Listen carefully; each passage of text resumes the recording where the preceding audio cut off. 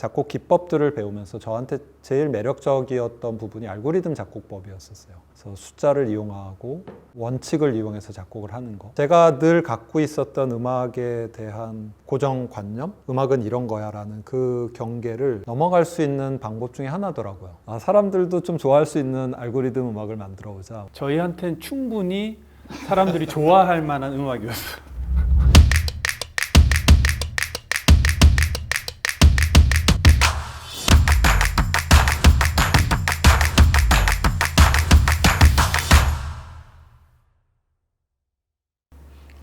안녕하세요. 안녕하세요. 안녕하세요. 저는 테스그룹에서 오디오 비주얼 공연을 창작하고 또 연주도 하는 장재호라고 합니다. 네, 저도 태식그룹의 가재발이라고 합니다. 저는 F라는 크리에이티브 에이전시 대표를 하고 있고 또 테스그룹의 큰 팬이기도 한 이승환이라고 합니다. 반갑습니다. 반갑습니다. 구독자 여러분들을 위해서 알고리즘 음악에 대해서 짧게 소개를 한번 해주시면. 보통 쉽게 설명을 할 때 저는 주로 처마 밑에 이렇게 달아놓는 풍경을 예로 많이 들어요. 파이프들을 제작을 해서 이렇게 달아놓으면 음들을 실제로 조합하는 거는 이제 바람이거나 아니면 다른 외부의 요인인 거죠. 그래서 창작자의 역할이 어떤 시스템을 만드는 데서 끝나고 결과는 다른 요인에 의해서 만들어지는. 지금 제가 생각나는 거는 요즘 이제 뭐 셰프들이 되게 유명하잖아요. 근데 그 셰프가 이렇게 뭔가 음식을 만드는 방법을 굉장히 일목요연하게 잘 써놨다고 가정을 하죠. 근데 과연 그거를 그대로 따라 했을 때 다 음식 맛이 똑같을까라고 질문을 해봤을 때는 분명히 다를 거란 말이죠. 이 음식을 만드는 방법, 이것도 저는 알고리즘이라고 생각을 하거든요. 알고리즘 음악을 다르게 말하면 프로세스 뮤직이라고도 하는데 과정이 중요한 거예요. 작곡 기법들을 배우면서 저한테 제일 매력적이었던 부분이 알고리즘 작곡법이었었어요. 그래서 숫자를 이용하고 원칙을 이용해서 작곡을 하는 거. 그게 저한테 되게 매력적이었던 이유는 제가 늘 갖고 있었던 음악에 대한 고정관념? 음악은 이런 거야 라는 그 경계를 넘어갈 수 있는 방법 중에 하나더라고요. 어느 날은 좀 나는 되게 재밌게 만들었는데 사람들은 내 음악을 별로 안 좋아할까 이제 이런 의문이 들면서 사람들도 좀 좋아할 수 있는 알고리즘 음악을 만들어 보자. 저희한테는 충분히 사람들이 좋아할 만한 음악이었어요. 여전히 그런 거죠. 여전히 안 되는 거지. 근데 똑같은 고민이었던 것 같아요. 되게 건방진 얘기일 수도 있는데 우리가 10년, 12년 전에 만들 때만 해도 되게 쉽게 만든다고 만들어도 게임 오브 훈민정음 이런 거를 봤을 때 사람들이 어려워했거든요. 근데 지금은 그걸 어려워하지 않는 거예요. 이게 주제가 세상에 이런 음악도 있습니다인데 예전엔 음악이라고 저희가 접근을 안 했던 것 같아요. 저건 아트야, 저건 퍼포먼스야, 저게 무슨 음악이야. 우리가 알던 음악과는 다른데? 저희에게 누군가가 너네는 무슨 작업해? 라고 물어보면 항상 대답하기가 되게 어려워요. 우리가 음악을 한다 그러면 음악하면 보편적으로 갖고 있는 사람들의 어떤 경계 안에서만 생각을 하기 때문에. 그런데 또 예술을 한다 그러면 그러면 그림을 그리세요. 약간 이렇게 가는 거 같아요. 음악은 그 경계가 모호한 것 같아요. 뮤직 아트라고 얘기하지 않잖아요. 근데 클래식은 예술이라고 해요. 어느 순간 어느 사이에 클래식이라고 하는 거와의 장르와 현대음악과의 장르가 선이 그어지면서 과거에는 아트의 개념에 종속이 들었는데 그 이후부터 만들어진 모든 음악과 관련된 행위, 아트라고 보기가 어려워진 느낌이 있어요.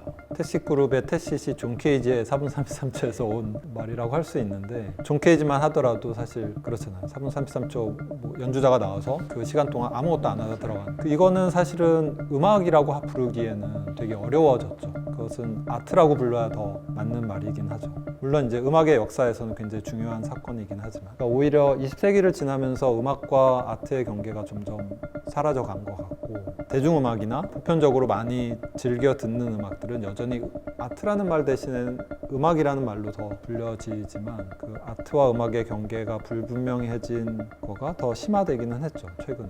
그러면 태식 그룹의 훈민정음을 들었을 때 그거는 음악인가요? 빨리 대답하세요. 조금 이상하죠? 우리가 생각하는 음악이라고 하기에는 조금 그래서 여기에서 저는 하나가 더 있어야 되는 게 아트가 있고 음악이 있고 사운드가 있어야 된다고 생각하거든요. 그 사이를 메꿔주는 게 사운드 아트가 되는 거예요. 대표적인 예가 마이클 잭슨의 빌리진을 딱 들으면 정말 1초 만에 알 수가 있거든요. 그냥 스네어 소리가 딱 나는데도 이거 빌리진이네? 그거는 그럼 음악인가? 그 1초로 잘라놓으면 그건 아닌 것 같거든요. 그래서 그걸 생각해 봤을 때 사운드라는 거가 어떤 한 장르로 저는 언젠가는 생기지 않을까. 음악을 그러니까 그거를 1초로 딱 잘랐을 때 이게 과연 음악이야? 라고 했을 때는 애매하거든요. 훈민정음, 뭐 아날리티칼, 시스템 1 뭐 이런 틀어놓은 뭐 이러고 있는데 이게 음악인가? 제 생각엔 감히 얘기하자면 사운드라는 개념이 아직은 별로 없지 않았나. 사운드라는 개념이 음악과는 다르게 적어도 우리 안에서는 존재를 하고 있는 것 같아요. 보통 음악이라고 하면은 사람들이나 일반 대중들이 듣는 보컬이 있고 그리고 어떤 악기로 연주가 된단 말이죠. 근데 테치드 음악은 좀 달라요. 아까도 말씀드렸지만 물론 장르가 파괴된 또 여러 가지 장르가 뭉쳐진 것들도 있지만 되게 생뚱맞은 질문 같긴 한데 정말 악기나 아니면 보이스를 할 생각이 할 별로 생각은 없어요. 없으세요? 보이스는 메시지를 갖기 때문에 그런 거예요. 미술 같은 경우는 왜라는 게 굉장히 중요한데 음악 같은 경우는 왜라는 게 사실 조금 덜 중요하긴 한 것 같아요. 보컬은 보이스는 들어온 순간 메시지가 생겨버리죠. 사운드로서의 보이스 아무 문제 없죠. 왜냐하면 제일 첫 공연 때 저희가 가요 곡 하나를 매시업해서 그냥 뭐 한 게 있었죠. 그거는 그 가사를 전달을 하려고 했던 게 아니죠. 그건 들으시는 분들도 이 사람들이 지금 가사를 우리한테 얘기를 하는 게 아니구나라는 걸 확실히 알 테고. 그래서 그런 거죠. 저희 작품을 뭐 굳이 말한다면 뭐 추상이냐 구상이냐 이렇게 뭐 나눈다면 좀 추상에 더 가까운 식인 것 같고 원래 갖고 있던 어떤 표현하는 무엇인가 혹은 어떤 메시지 이런 것들을 여기에 담고 싶지는 않은 거죠. 그것이 추상으로서 존재를 하고 관객들에게는 다양하게 해석될 수 있는 그런 거를 좀 더 원하는 것 같아요. 대단히 친절한 뮤지션이라고 생각해요, 저는. 혹은 대단히 악독한 아티스트이기도 하고요. 과정까지 이해를 하는 거잖아요. 그러니까 우리는 메시지는 안 주지만 개념은 주는 거죠. 그렇죠. 그리고 나머지의 그 알고리즘이 무엇을 의미하고 우리의 과정이 어떤 걸 만드는가는 니들이 해석해라.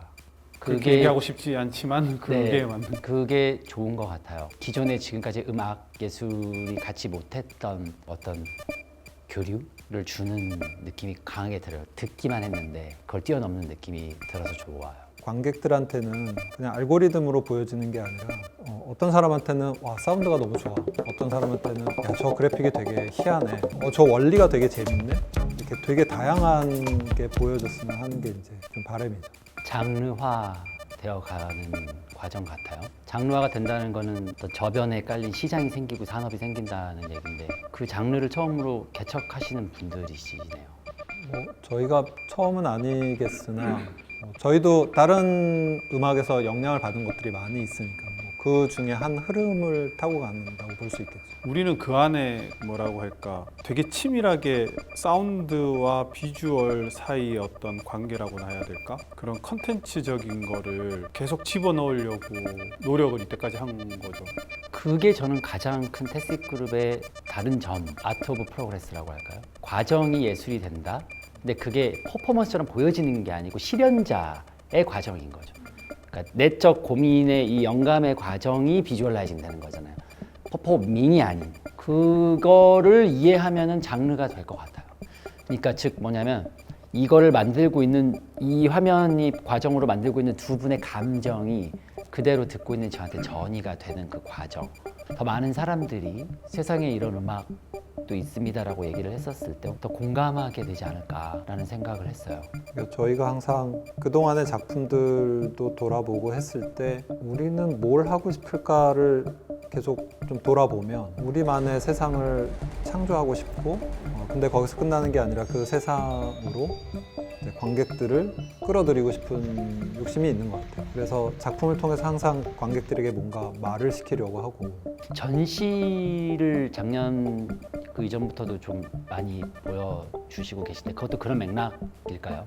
처음에 시작한 아이디어는 이제 우리가 퍼포먼스를 하는데 거기에 비주얼이 들어있단 말이에요. 오디오 비주얼이란 말이에요. 그럼 볼거리가 있는 거니까 이거를 물론 요즘은 사운드 인스톨레이션도 많이 하긴 하지만 그 오디오 비주얼 공연을 오디오 비주얼 인스톨레이션을 하면 어떻겠냐, 그거가 이제 시작이었죠. 그래서 이제 저희가 하는 전시에는 사운드가 꼭 들어가죠. 그러니까 사운드가 그냥 배경음악처럼 들어가는 게 아니라 굉장히 전면에 딱 나서서 자기 역할이 딱 있는 거죠.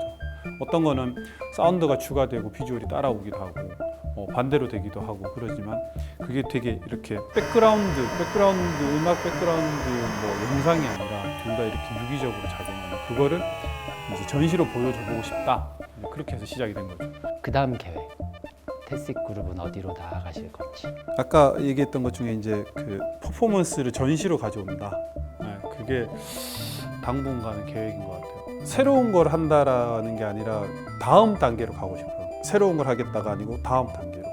올해는 이걸로 어느 정도 검증은 됐으니 내년에는 다른 식으로 개인전이 될 수도 있고, 혹은 태식 공연을 지금 저희가 몇 년 동안 개인 단독 공연 안 했었거든요. 그게 단독 공연이 될 수도 있고, 제 생각에는 두 개가 합쳐진 공연을 하면 어떨까. 사실 그렇게 두 개 합쳐진 공연이 많지는 않으니까 그런 뭔가 조금 더 새롭기도 하고 다음 단계로 갈 수 있는 것 같아요. 저희 스승님 중에 한 분이 저희가 항상 컴퓨터를 놓고 앉아서 공연을 하니까 그게 좀 아쉽다, 좀 일어나라 뭐 그런 얘기를 종종 하셨어요. 근데 이제 그 말이 좀 맞는 말이기도 하고, 그래서 공연의 형태도 조금 많이 바꿔보고 또 전시의 형태로 저희 작품을 풀어보기도 하고, 네, 그런 방향으로 지금 나아가고 있고. 깊은 이야기들을 짧은 시간 동안 많이 나눠서 저는 굉장히 유익한 시간이었는데 두 분은 어떠셨는지. 이렇게 좀 진솔하게 얘기를 할 수 있는 자리가 만들어진 게 되게 좋았고, 때때로 마음속엔 있었지만은 저도 잊어버리고 있었던 이야기들, 뭐 이런 것들도 있었거든요. 네, 옛날 생각들도 그렇고, 네, 그래서 그런 걸 잘 이끌어 주신 것 같고, 네, 되게 재밌게 잘 했습니다. 감사합니다. 오늘 고생 많으셨습니다. 네, 감사합니다.